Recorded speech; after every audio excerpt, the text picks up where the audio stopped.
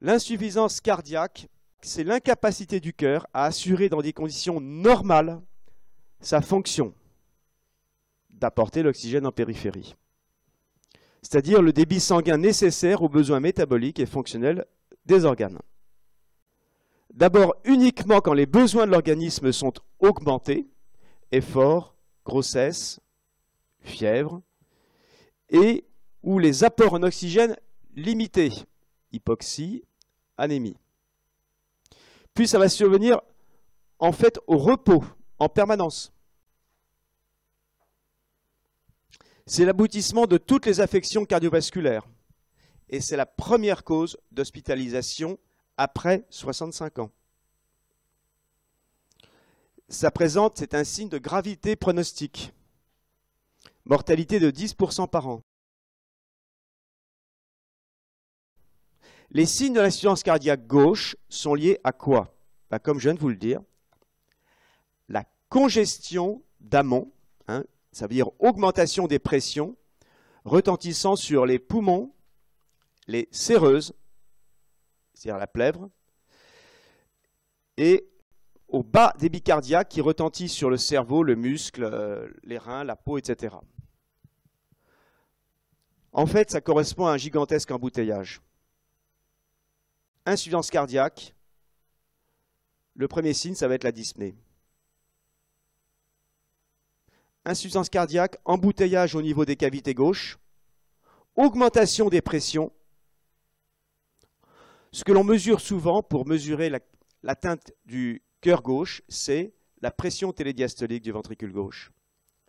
Lorsque cette pression télédiastolique qui va arriver juste avant l'ouverture des cavités s'élève de façon anormale, au repos, ceci va retentir sur l'oreillette gauche. Cette sensation d'eau dans les poumons, c'est une sensation très désagréable, chronique, mais qui peut être aiguë, c'est l'œdème aigu du poumon.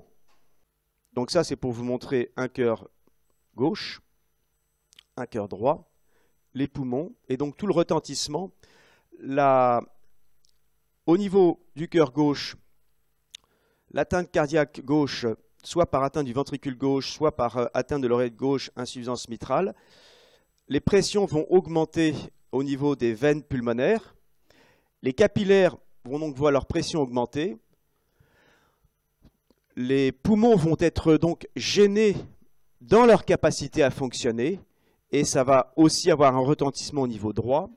Donc c'est pour ça qu'en général, quand on parle de dyspnée, ça peut représenter un signe d'insuffisance cardiaque gauche ou d'insuffisance cardiaque globale. Quelles sont les étiologies? Fonction systolique altérée ou fonction systolique normale, c'est-à-dire une atteinte diastolique. Donc, la fonction systolique altérée, c'est principalement, il faut retenir, c'est une atteinte coronaire. Dans 70% des cas quand même. Ou ça peut être le myocarde. Myocarde, ça veut dire quoi? Ça veut dire une atteinte, le muscle cardiaque qui est fatigué. On appelle ça la cardiomyopathie dilatée. Et la cardiomyopathie dilatée, en général, on ne sait pas d'où ça vient. Mais c'est tragique, parce que ça va amener à l'insuffisance cardiaque progressivement totale, pour lequel on a fait beaucoup de progrès en termes de médicaments pour essayer de la retarder, de la contrôler, mais le seul traitement final sera finalement la transplantation. Donc on parlait de fonction systolique altérée. Qu'est-ce que ça veut dire fonction systolique altérée? Je ne peux pas lâcher mon micro, mais c'est comme une pompe, c'est lorsque le piston va pousser l'air de la pompe dans le pneu. Mais la diastole, c'est que pour pouvoir pousser l'air dans le pneu, il faut aussi qu'ensuite le piston puisse se remplir d'air avant la systole. Et l'atteinte diastolique, c'est lorsque l'on n'est pas capable de faire du remplissage. D'accord? Le muscle, il y a tout un tas de raisons. Donc, on vous cite la cardiomyopathie hypertrophique. Vous avez un super muscle, mais ce muscle n'est pas capable de se relaxer suffisamment pour pouvoir permettre le remplissage. Et à ce propos, il faut savoir que la diastole, la relaxation, ça dépense beaucoup d'énergie. C'est incroyable ça, hein? Alors pour comprendre ça, j'ai une métaphore qui est très simple. La diastole, c'est un petit peu comme les vacances. Et les vacances, ça coûte cher. OK? Now, il faut essayer de... Alors, maintenant, fonction systolique normale, donc je vais parler de la cardiomyopathie hypertrophique, mais vous avez aussi l'hypertension artérielle. Vous aviez un petit cœur qui marchait très bien, qui se vidait, qui se remplissait, tout allait bien, et là-dessus, pour des raisons X ou Y, vous avez déclenché une hypertension artérielle, soit d'origine génétique, soit autre, métabolique, plus souvent on n'en sait rien. Et donc votre muscle, il s'est retrouvé à faire de la gonflette, et donc vous avez développé une hypertrophie. Mais en même temps que vous avez développé une hypertrophie, vous avez perdu petit à petit cette capacité de relaxation, trouble de la relaxation. Une des causes qui n'est pas citée ici, parce que ce serait trop facile si tout était sur les diapos, c'est le vieillissement. Dans le vieillissement, vous avez la fibrose, et donc vous avez une atteinte diastolique qui est quasiment physiologique avec l'âge. Hein, c'est la vieille pompe, un peu cabossée, donc on arrive bien à pousser le piston, mais on a de plus en plus de mal à le tirer pour qu'elle se remplisse d'air. Quelles sont les autres atteintes systoliques ou diastoliques? C'est les atteintes valvulaires, rétrécissement aortique, insuffisance aortique, rétrécissement mitral, insuffisance mitrale. Et puis vous avez bien sûr toutes les cardiopathies congénitales que je ne vais pas vous citer aujourd'hui. Fonction systolique altérée ou fonction systolique normale, c'est-à-dire une atteinte diastolique. Donc, les fonctions systoliques altérées, c'est principalement, il faut retenir, c'est une atteinte coronaire. Dans 70% des cas quand même. Ou ça peut être le myocarde. Myocarde, ça veut dire quoi? Ça veut dire une atteinte, le muscle cardiaque qui est fatigué. On appelle ça la cardiomyopathie dilatée. Et la cardiomyopathie dilatée, en général, on ne sait pas d'où ça vient. Mais c'est tragique, parce que ça va amener à l'insuffisance cardiaque progressivement totale, pour lequel on a fait beaucoup de progrès en termes de médicaments pour essayer de la retarder, de la contrôler, mais le seul traitement final sera finalement la transplantation. Donc on parlait de fonction systolique altérée. Qu'est-ce que ça veut dire fonction systolique altérée? C'est comme une pompe, c'est lorsque le piston va pousser l'air de la pompe dans le pneu. Mais la diastole, c'est que pour pouvoir pousser l'air dans le pneu, il faut aussi qu'ensuite le piston puisse se remplir d'air avant la systole. Et l'atteinte diastolique, c'est lorsque l'on n'est pas capable de faire du remplissage. Le muscle, il y a tout un tas de raisons. Donc, on vous cite la cardiomyopathie hypertrophique. Vous avez un super muscle, mais ce muscle n'est pas capable de se relaxer suffisamment pour pouvoir permettre le remplissage. Et à ce propos, il faut savoir que la diastole, la relaxation, ça dépense beaucoup d'énergie. C'est incroyable ça, hein? Maintenant, fonction systolique normale, donc je vais parler de la cardiomyopathie hypertrophique, mais vous avez aussi l'hypertension artérielle. Vous aviez un petit cœur qui marchait très bien, qui se vidait, qui se remplissait, tout allait bien, et là-dessus, pour des raisons X ou Y, vous avez déclenché une hypertension artérielle, soit d'origine génétique, soit autre, métabolique, plus souvent on n'en sait rien. Et donc votre muscle, il s'est retrouvé à faire de la gonflette, et donc vous avez développé une hypertrophie. Mais en même temps que vous avez développé une hypertrophie, vous avez perdu petit à petit cette capacité de relaxation, trouble de la relaxation. Une des causes qui n'est pas citée ici, parce que ce serait trop facile si tout était sur les diapos, c'est le vieillissement. Dans le vieillissement, vous avez la fibrose, et donc vous avez une atteinte diastolique qui est quasiment physiologique avec l'âge. Hein, c'est la vieille pompe, un peu cabossée, donc on arrive bien à pousser le piston, mais on a de plus en plus de mal à le tirer pour qu'elle se remplisse d'air. Quelles sont les autres atteintes systoliques ou diastoliques? Ben, c'est les atteintes valvulaires, rétrécissement aortique, insuffisance aortique, rétrécissement mitral, insuffisance mitrale. Et puis vous avez bien sûr toutes les cardiopathies congénitales que je ne vais pas vous citer aujourd'hui.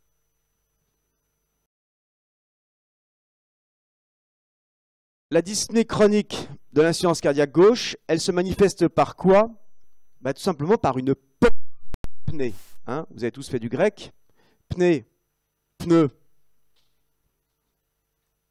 Respirer. Je ne sais pas pourquoi est-ce que les pneus respirent, mais ce n'est pas grave. Et eupnéique, ça veut dire tout va bien. 10, ça veut dire que ça ne va pas très bien. Et ça veut dire que vous vous mettez à respirer très vite. Connaître la fréquence respiratoire de son patient, c'est très important. Un patient qui respire à 30 par minute, ce n'est pas normal. Il y a quelque chose. Pareil pour un nouveau-né. Cette dyspnée d'insuffisance cardiaque, elle est liée à une augmentation de la pression capillaire. Les poumons, secondairement, fonctionnent moins bien parce qu'ils commencent à se remplir d'eau. La gravité, elle est progressive. Ça commence par un effort que vous quantifiez en étage ou en pâté de maison. Combien de fois il peut faire le tour du pâté de maison? Puis ensuite au repos. Est-ce qu'il dort allongé? Avec combien d'oreillers? Ou est-ce que finalement il ne peut tenir qu'assis? Est-ce qu'il a une crise la nuit qui le réveille? Ce qu'on appelle la dyspnée paroxystique nocturne, qui est un petit EAP. Hein, le patient était allongé, il dormait bien, tout d'un coup, il ne peut plus respirer. Alors ça va mieux, il ouvre la fenêtre, il se met au bord de la fenêtre, assis, et tout va mieux. Alors il y a les formes aiguës ou subaiguës, c'est l'œdème. Hein, il y a un moment où, pour une raison ou pour une autre, la pression, c'est la goutte d'eau qui va faire déborder le vase, et ce qui veut dire que d'un état précaire, le patient est comme un poisson hors de l'eau. C'est l'œdème du poumon, c'est l'asthme cardiaque sur lequel on reviendra, en fait qui n'est pas du tout de l'asthme, mais qu'une forme d'œdème du poumon chez le vieillard. Okay, les vieillards ne font pas d'asthme.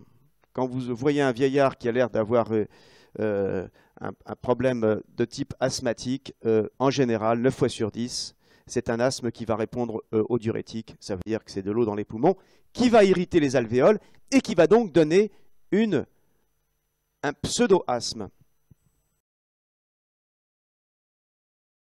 On va classifier, quantifier pour savoir quel est le degré de gravité de la dyspnée.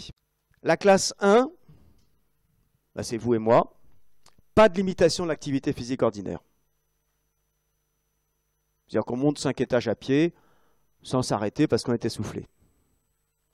Classe 2, limitation modeste de l'activité. Au 3e étage, vous commencez à être un petit peu essoufflé. Classe 3, il y a une réduction marquée de l'activité. D'accord? À un étage, vous êtes essoufflé. Et vous pouvez quand même monter un étage. Mais pas 2. Donc, un effort modeste entraîne la dyspnée. Et classe 4, c'est simple, il n'y a pas d'effort, vous êtes essoufflé au repos. Et bien sûr, dans cette classe 4, il y a le fait de « Docteur, je ne sais pas ce que j'ai, mais le fait de parler vous essouffle. » Vous n'avez qu'à voir quand vous faites un jogging, essayez de parler. Votre patient, lui, c'est sans jogging. La classification de la NYHA, de la fameuse New York Heart Association, elle va de 1 à 4. Elle est donc facile, universelle. Vous pouvez l'appliquer au Cambodge, en Afrique, en Australie, n'importe où. Hein, dyspnée classe 2 ou classe 4, tout le monde connaît. Elle est relativement reproductible, c'est-à-dire qu'on peut à peu près quand même savoir de quoi on parle.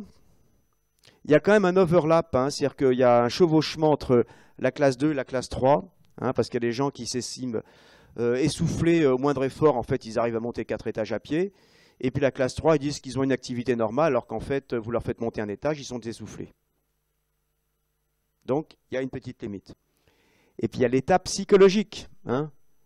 Le jeune qui se sent très essoufflé, tout ça, parce qu'en fait, il y a une partie psychologique, etc. Enfin bon,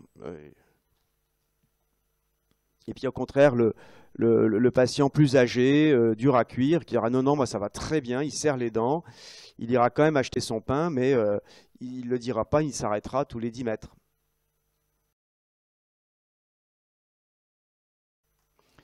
Alors on fait des tests un peu plus objectifs. Un test de marche de 6 minutes, normal supérieur à 400 mètres.